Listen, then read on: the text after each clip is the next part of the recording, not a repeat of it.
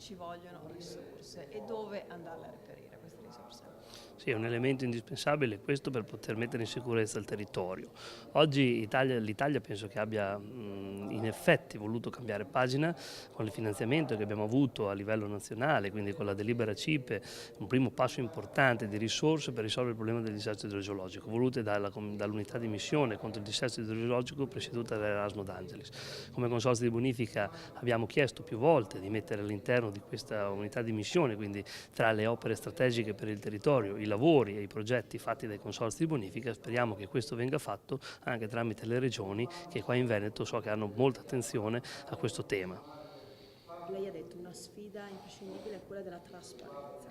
Certo, attraverso la trasparenza abbiamo la chiarezza dei ruoli e la chiarezza delle competenze. Questo noi lo vogliamo fare come consorzi di bonifica, lo vogliamo fare perché sono soldi pubblici quelli che spendiamo ed è giusto che tutti i cittadini sappiano come vengono spesi con la capacità che abbiamo come consorzi di bonifica che vengono dal fatto di una grande conoscenza del territorio e di una grande competenza all'interno delle strutture consortili.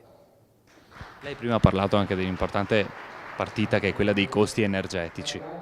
Sì, anche i costi energetici in un territorio come questo, che abbiamo detto caratterizzato dalla subsidenza da un lato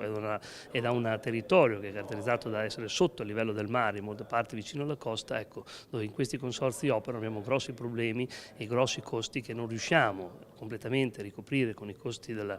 contributo di bonifica perché appunto sarebbero molto esosi, qui chiediamo un impegno importante al governo, un impegno importante alla regione perché appunto vengono fatte quelle scelte che di ridurre le accise ai consorzi di bonifica perché parliamo di tutela del territorio, di sviluppo del territorio, non pensiamo che questi costi a causa appunto della morfologia del territorio vengono solo messi sulle spalle dei contribuenti.